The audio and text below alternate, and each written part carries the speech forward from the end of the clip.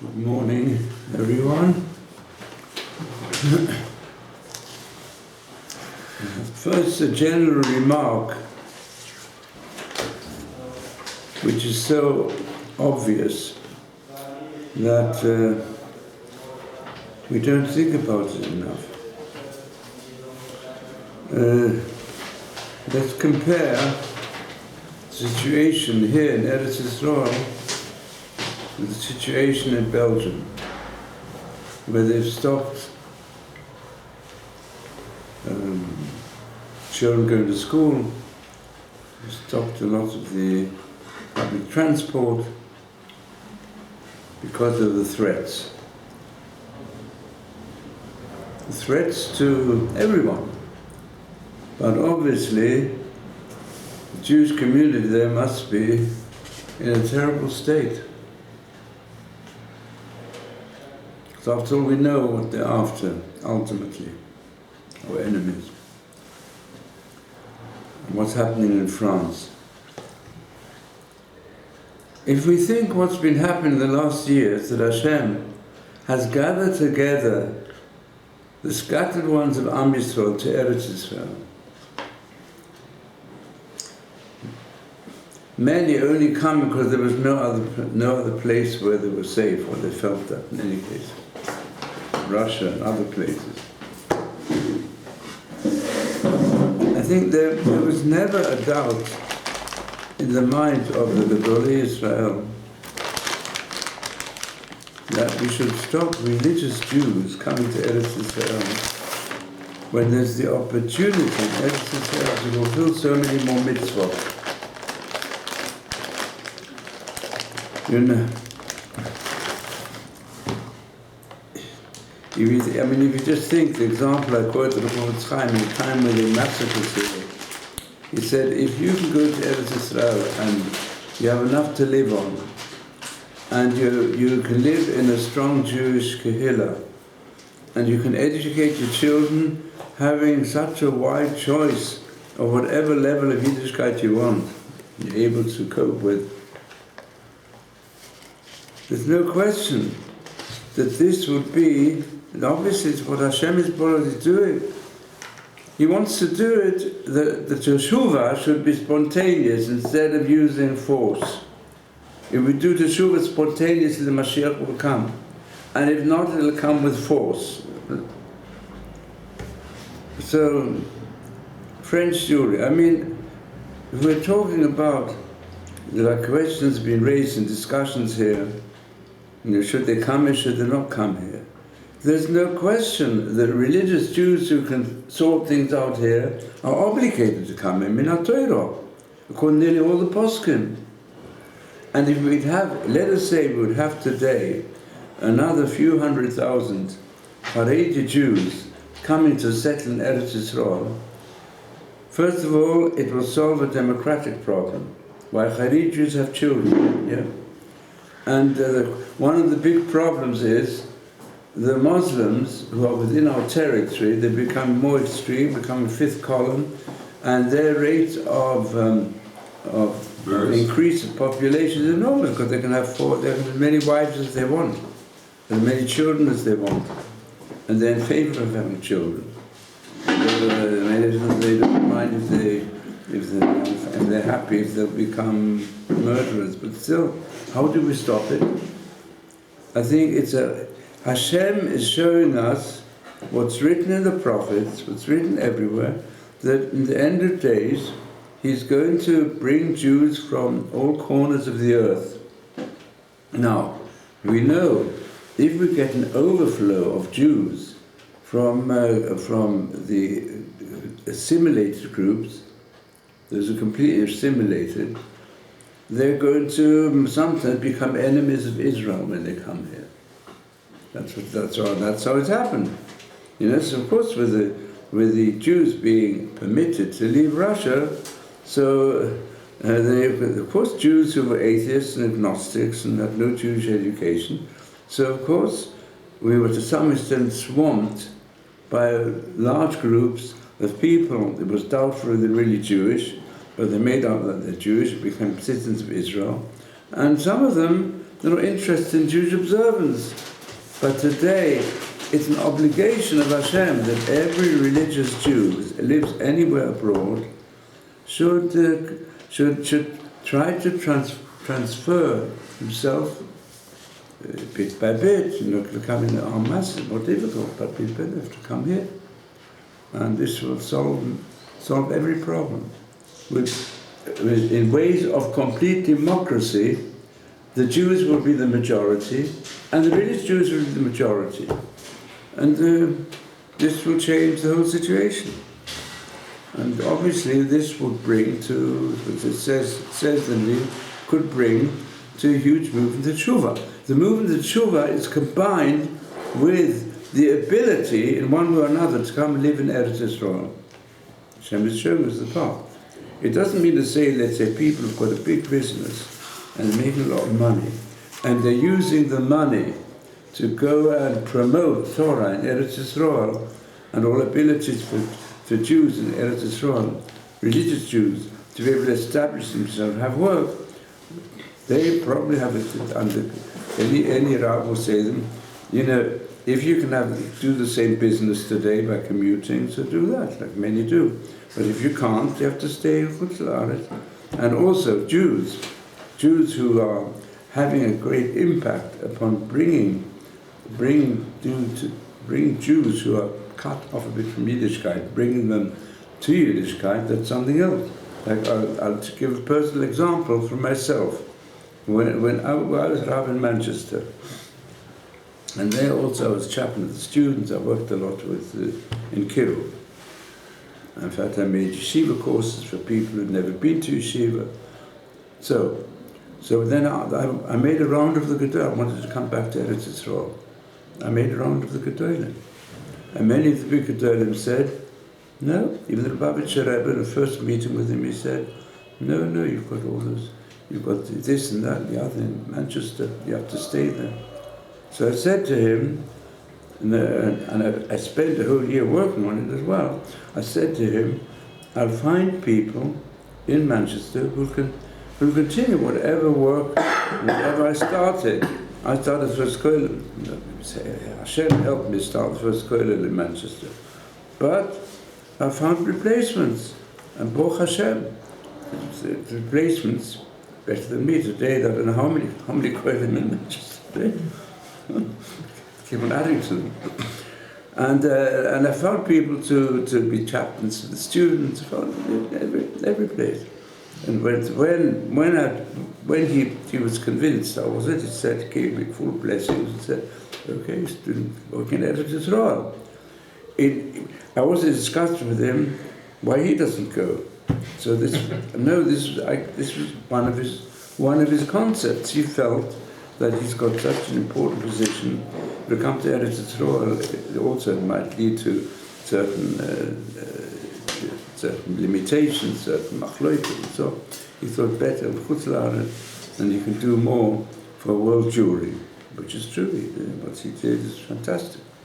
And the same applied, and asked others, of Moshe Feinstein, and Rav Henkin, and Rav Pacht Yitzchak, Rav Hutten, and others.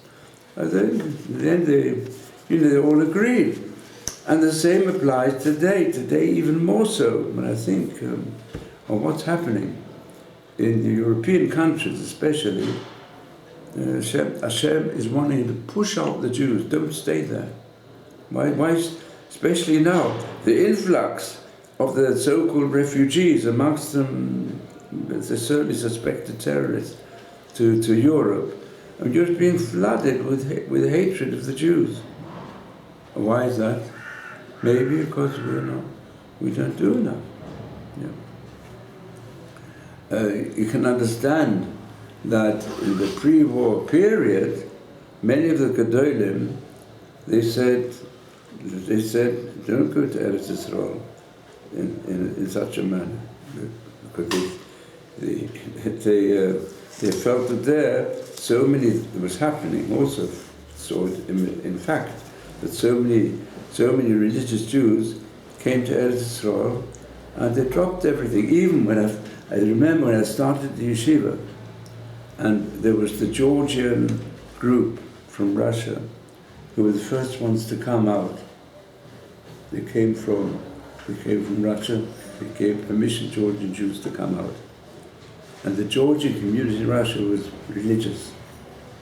I still remember there was at the beginning, there was a big problem because the Georgians were taken over by non-religious people. And then one of the leaders of the Zionists, of the Georgian group who came here, she was a woman, a lawyer. I remember her speech. And it was together with the Jewish agent. He said, when we arrived in Eretz Yisrael, so that was the first step to leave aside our Judaism. Happened to thousands of them, because they were straight away taken to non-religious places. But today it's not like that. It's not like that at all. We can do it.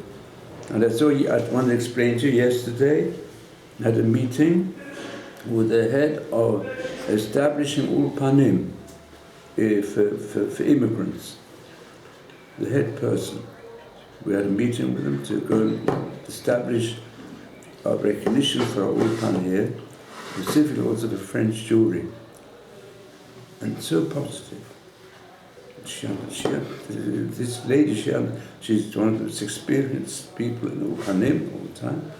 And she says, well, this is what we need very much. We need Ulpanim for those who want even Haredi Judaism. So the welcome we got was a very good sign. And this applies to Misrach Chinuch, and gradually it's getting Misrach Klita as well. So, and this is written in the Chumash. It's clear in the Chumash. If you look at Parshat Tzavim, which is the Parsha of Teshuvah, before the Mashiach comes. So, but now I want to try to understand more deeply what's going on in the world on the basis of the dream of Yaakov as expounded by the sages. So yesterday we started understanding what is the significance of Edom, who goes up and up, and Yaakov is afraid he doesn't come down. So I'm now the bottom of page 202 in front of you. But time is short, I'm just going to paraphrase it into English. And then we'll have questions.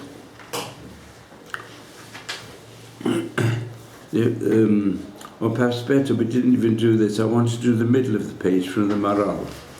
The Maharal explains the Midrash, which says that when Yaakov Avinu saw the Malach, the Sar of Edom, going up and up and up, and even reaching, as it said, if you raise up like the eagle and set your nest amongst the stars, even from there will take you down. Now, let's say this is being explained in various ways. But the most literal way is that mankind as a whole, and Malchut Edom, which is modern civilization, has reached the pinnacle of the power of man over the universe by sending a man to the moon, which is followed today by sending other people out to space. Big competition between the East and the West. Who's going to get up into outer space first? Enormous amount of research and money and energy is put into exploration of space. Now, some say that in actual fact, the rocket that took the first man to the moon was called Eagle. The eagle. Yeah. So you can even look at this. They think this This is the real future for mankind. Yeah. So the Maharal says, all the first kingdoms referred to, Yaakov saw them in the middle of the page. Yaakov saw them go up and he saw them go down, except for the fourth one. He saw it go up and didn't see it come down. Because the other empires, they go up and come down because they're connected with the physical and material life of mankind. And therefore, this always goes up, and once you're satisfied, like with food or with other physical pleasures, once you're satisfied, then it goes down. You can even eat so much, you lose your appetite. Or you even ruin your digestion. And therefore, Yaakov, at that time he lived in Olam Hazeh, he saw it go down. But the fourth kingdom, its going down has to do with higher powers. And therefore, Hashem Yisborach himself has to bring them down.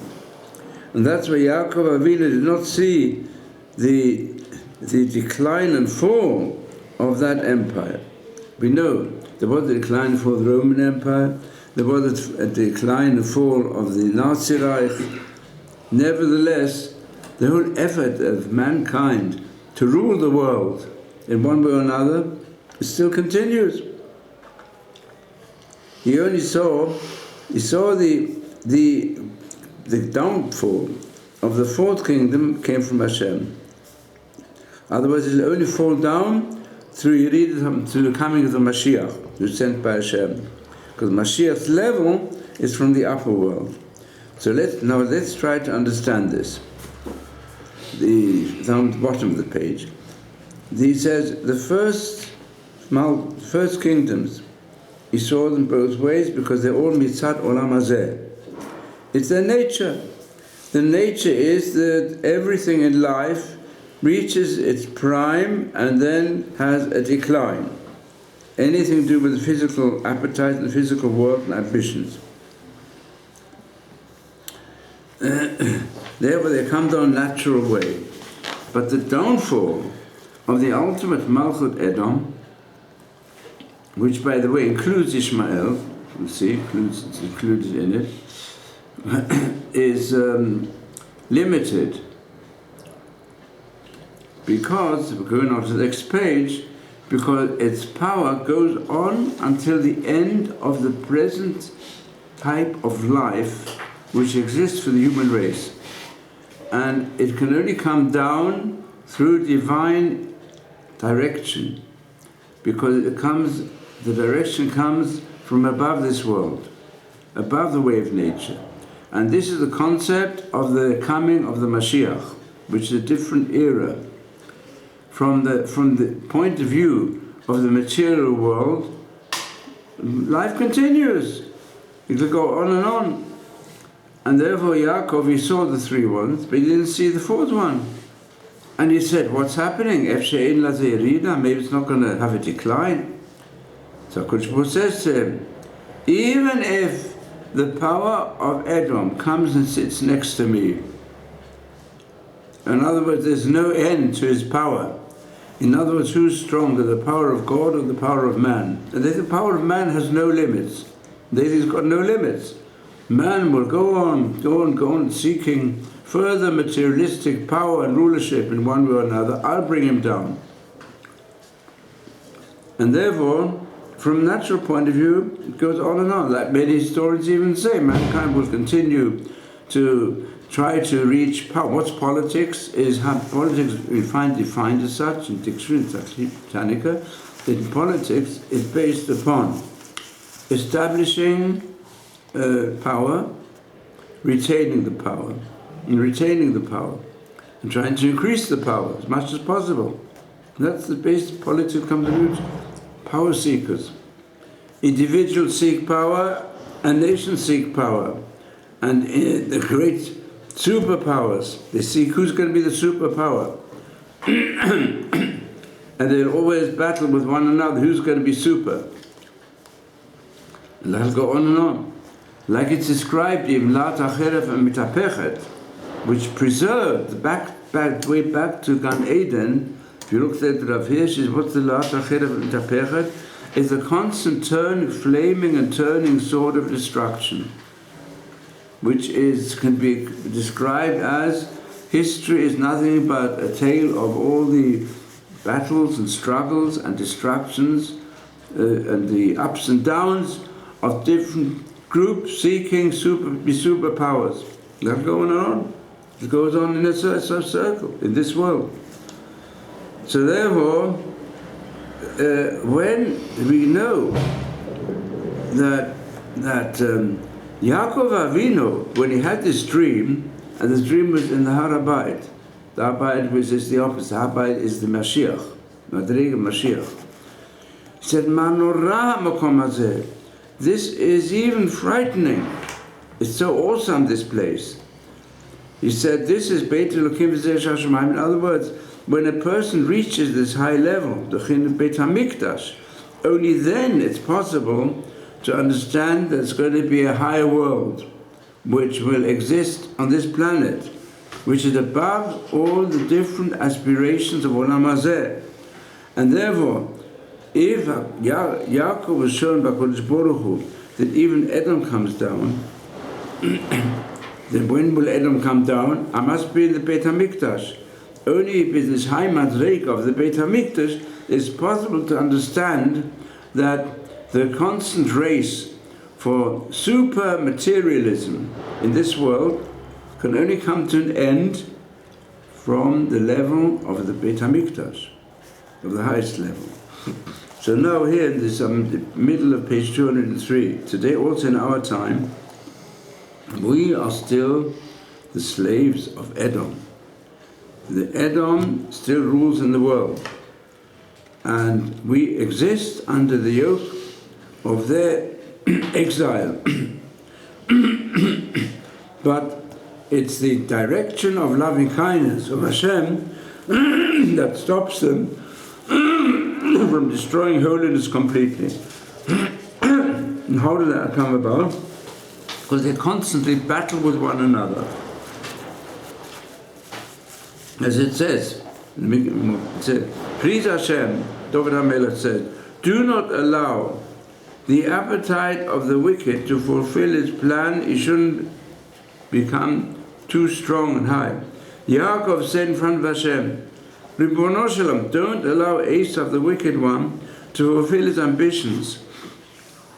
Please hold his plans in a rein. This is, he says, this is Germany of Edom. If they would become united, they would destroy the whole world. And I think all the commentators agree that one of the legs of the idol shown in the dream of Nebuchadnezzar, and also the fourth kingdom, include also Ishmael. It's totally Ishmael, but it's really the battles that continue. If they'll unite, they'll destroy the whole world. And today it's the loving kindness of HaKadosh Baruch Hu that limits their hatred. If their hatred to the people of Israel would be fulfilled from the potential to the actual, there'd be no way in which people of Israel could exist. They would destroy the whole world. Because if Israel falls, then the whole world becomes nullified. The whole purpose of the world will be removed. Because the purpose of the world is given over to the people of Israel. And therefore the world has no zuchut, no right for existence. And therefore, it's going over the next page. Give it up. Please. Page 204. It says like this. There are 300 groups of governance, different governance in Germania shel Edom. And there are 365 dukes in Rome.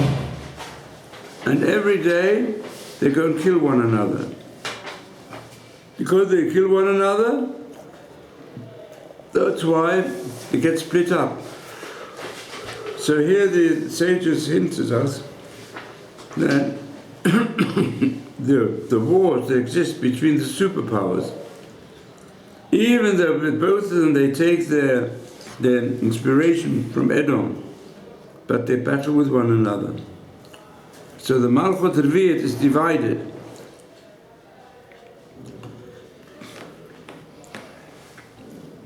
Its explanation is, he stops them fulfilling their desire against Am Yisrael by splitting them up. Like the sages say, gives a good example, it happens to individuals as well. If somebody breaks there's often a person gets very angry, and he'd really like, let's say, to wound and even to kill people who provoked him. But how does he stop himself doing it? He goes and takes a few vessels around him that are fragile and breaks them to pieces. So then his anger gets a bit diminished. And if a person can't break somebody else's fragile utensils, he'll break his own. But breaking his own also, it gets rid of his anger. This we see also with the superpowers. And we see it in the Malchut Revi'it, we see it even more now, when the Nazi anti-Semitism has become absorbed and become more threatening for mankind by combining the wives of Ishmael. So really, they all want to destroy the Jews. But when they can't get hold of the Jews so easily, because Hashem protects them, they're going to start killing one another. So that's what's happening today. It's a chesed of Hashem. So they make all arguments between them. And there's never been a situation, Malchut Edom, in Europe, yes, European anti-Semitism. So, it's fortunate that even in the conquered Fourth Reich of Hitler, Mach Shemo, there were certainly groups of European countries who were very much opposed to the Nazis. They fought them, tried. That's how managed to overcome them. Unfortunately, many of them got together, it was very dangerous for the Jews. We saw it, never been such a thing in human history as the Holocaust. And even Russia, that was very much opposed to the Nazis, it was about the opposite. And originally a communist, the Nazi Empire was completely forbidden. But we see that Stalin was an anti-Semite for other reasons. The Nazis, not the ones who just killed the Jews, every Jew. Stalin wanted to abolish, and other tyrants of Russia wanted to abolish faith. It was fortunate that in the end Russia joined the Allies, despite the anti-Semitism.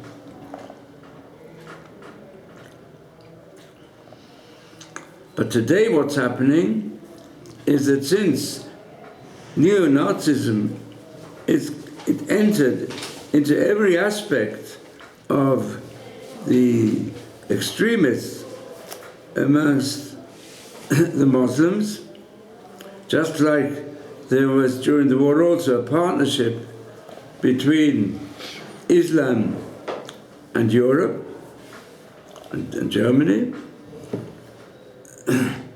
But nevertheless today it's quite clear that there's no real peace between the Western world, however much they want to cover it over.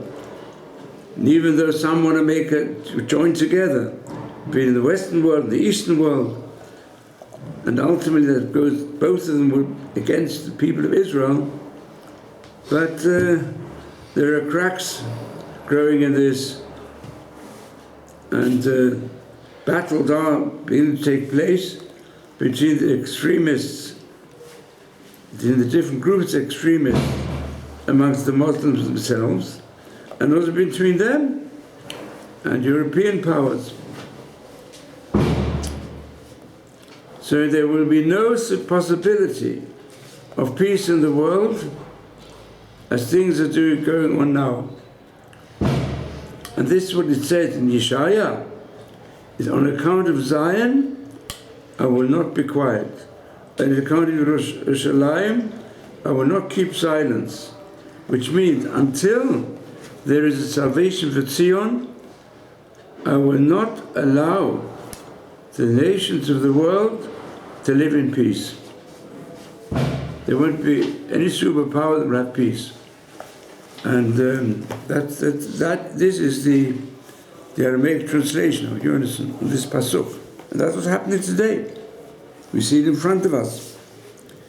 And then the decline and fall of the Malchut Revi'is is not like the decline and fall of the other nations. As it says, there are 4 animals that are expressly forbidden in the Chumash and mentioned by name, but the animals that have 2 signs of impurity on them, they're all forbidden, but the names of those animals are not mentioned. It doesn't say explicitly that you mustn't eat horse meat or dog meat because they have no signs of purity. It says it about 4 animals. What are they? Camel. The pig. Yeah. And the hare, the rock badger or something. Yes. The hare. And the rabbit. Rabbit. Yeah. Rabbit. Okay. Yeah. Rabbit. So, what's the name given to the pig? Khazir. One? Khazir. In Hebrew. Khazir. What's the root of the word chazir? In the Hebrew language. Return. To go back. This is reference to the final superpower, Edom. It says that chazir ugeralu yigar, it will not bring another empire after it. And why is it called the chazir? It will give back the crown to the one who really should possess it. As it says in this fantastic prophecy of Vadia,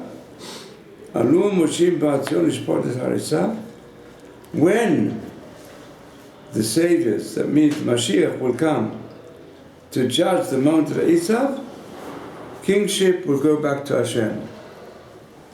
So Malchut Edom does not bring another human rulership after it, since its power continues till the end of the lifestyle of this materialistic existence, till Mot HaMashiach. And he gives back the kingship to Hashem, because Melech HaMashiach is a servant of Hashem, and that will become revealed through the fall of Malchut Edom. The destruction of Edom will come about through destruction of people seeking happiness in material existence. It will bring the whole world to a situation, on page 205, where the basis of materialistic aspirations will totter, and tranquility will disappear. The life of the individual will be filled with worries, fear and suffering, and the whole world will stand under the terror of destruction. Then they'll be revealed in the eyes of everybody. That is the enormous search for fame and pride and power, to go and conquer the creation of Hashem. This will bring to destruction. Then they will recognize the rottenness which exists in the material life when it has no spiritual content, which only leads to destruction. And when a person will no longer put his faith to fulfill his materialistic desires, then the light of Mashiach will appear. That's why the sages say, when Shua ben Levi asked Eliyahu, where can I find the Mashiach? He says, he is sitting at the gates of Rome. The gates at the end of the city, Maharal says, the Mashiach will appear in the place where Edom disappears. Only as a result of destroying and recognizing the vanity and emptiness of the material life, human beings will be able to raise their whole approach to life on a spiritual level. And this is what we explained before. This is the Bechina of the Beit HaMikdash. Beit HaMikdash is the spiritual outlook. And this is the explanation. Sages say that Mashiach was born on Tisha B'Av, that the destruction of the Beit HaMikdash, and from there it spread to all other aspects of destruction of this material world, which will ultimately bring the Mashiach. And then the sages say, on this same dream, that HaKadosh Baruch Hu says to Yaakov, you don't be afraid. You can go up. You reach the top of the ladder, and you win and never go down again.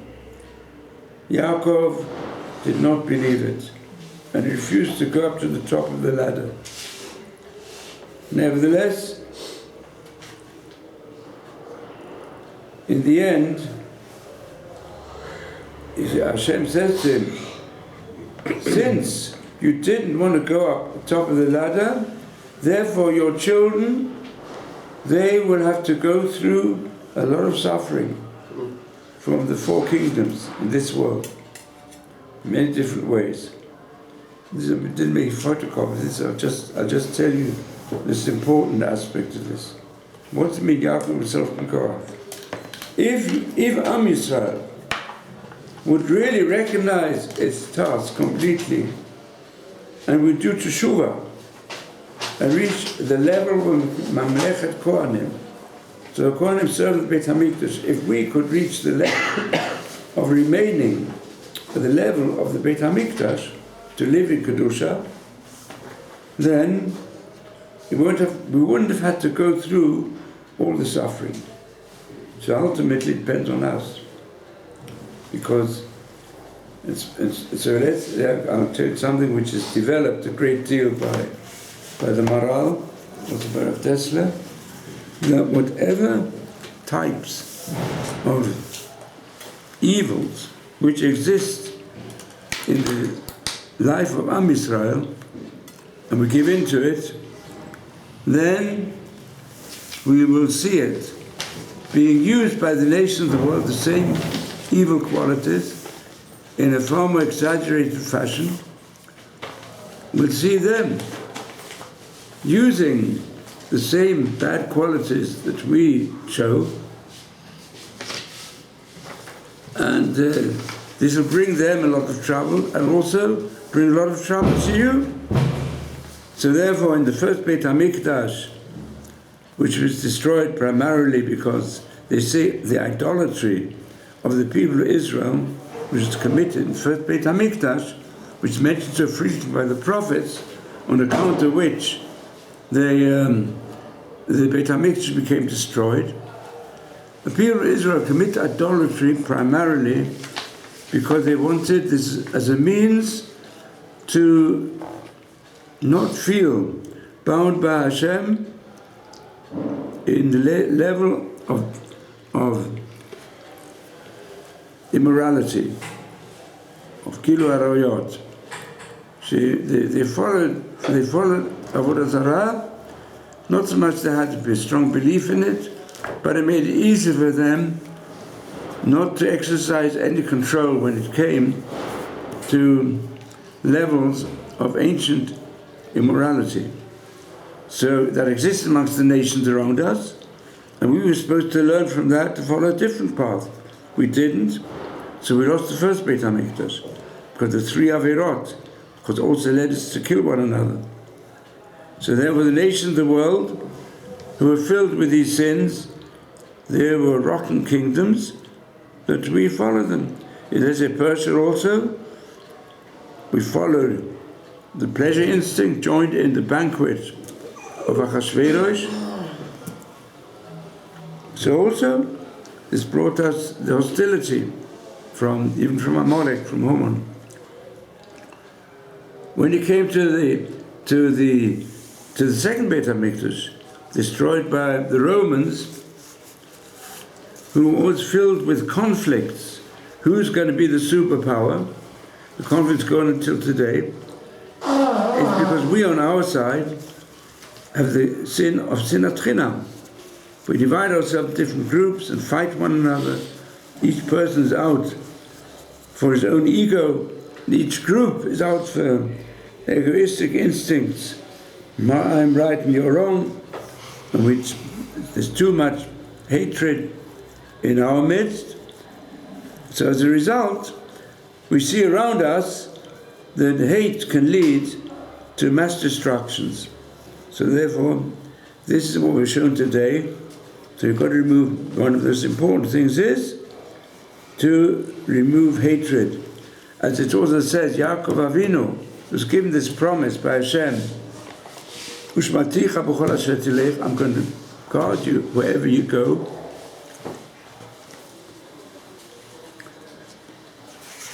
And then Yaakov makes a condition. He said, I'm going to follow Hashem. Ushmorani, he says, if you will guard me, why do you have to say, Hashem promises going to guard him. So it says, please guard me from speaking Lashon Hara. When no, I speak Lashon Hara, that takes away from your guardianship. Even though Hashem said, I'm going to guard you. I'll guard you from all your enemies. But then you have to become my partner and not become my enemy by speaking Lashon Hara. So I think it's very important for us today.